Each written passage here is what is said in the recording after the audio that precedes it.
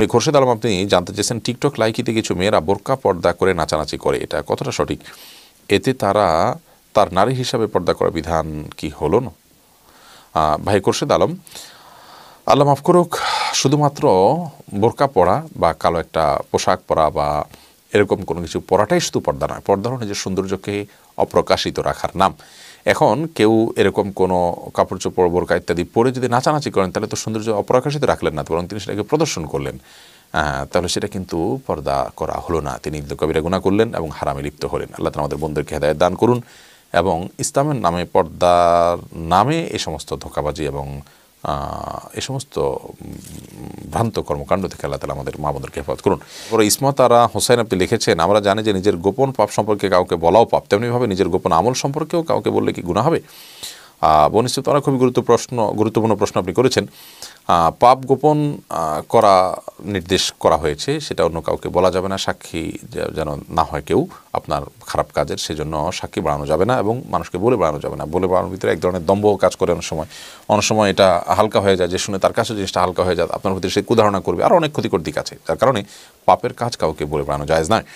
ঠিক তেমনিভাবে ভালো কাজ, এটাকে যদি আপনি গোপন রাখতে পারেন ভালো, যত বেশি গোপন রাখতে পারবেন ততই ভালো হবে। কিন্তু যদি ভালো কাজটা ফরজ লেভেলের ভালো কাজ হয়, তাহলে সেক্ষেত্রে সেটা গোপন রাখার জিনিস নয়। যেমন জাকাত প্রকাশ্যে দিবেন, কোরবানি প্রকাশ্যে দিবেন, এগুলো প্রকাশ্যে দেওয়ার জিনিস, আর ইসলাম টাইপের জিনিস।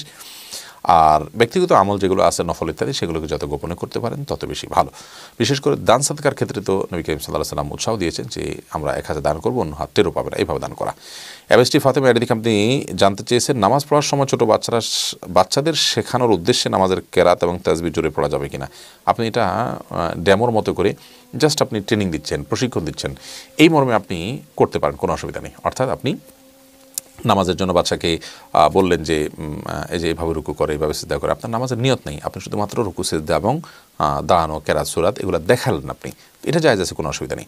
রাফিয়া বেগম আপনি জানতে চেয়েছেন বাচ্চাদেরকে খেলনা পুতুল কিনে দেওয়া যাবে কিনা এবং এগুলো ঘর বাড়িতে রাখা যাবে কিনা। এ বিষয়ে হলো আমাদের ইখতিলাফ আছে, অনেক উলামা ইকরাম নিষেধ করেন, কারণ হলো প্রাণী ঘরে থাকলে সেখানে রহমতের ফেরেশতা আসে না, প্রাণীর ছবি বা মূর্তি ঘরে থাকলে সেখানে রহমতের ফেরেশতা আসে না, মর্মে বুখারীতে স্পষ্ট হাদিস রয়েছে।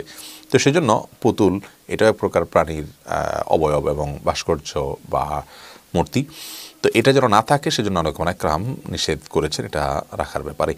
যদিও আয়েশা রাদিয়াল্লাহু তাআলা আনহার ঘরে খেলনা ছিল বিভিন্ন প্রাণীর, এরকম হাদিস অনেকগুলো পাওয়া যায়, সেগুলোর কারণে অনেক উলামা ইকরাম বলছেন এগুলো বাচ্চাদের খেলনা হিসেবে জায়েজ আছে। তবে সেগুলোকে সম্মানজনকভাবে শোকেজ ইত্যাদিতে শোপিসের মতো করে সাজিয়ে রাখা, সেটা সর্বাবস্থায় গুনাহের কথা সকল উলামায়েদের ঐক্যমতে।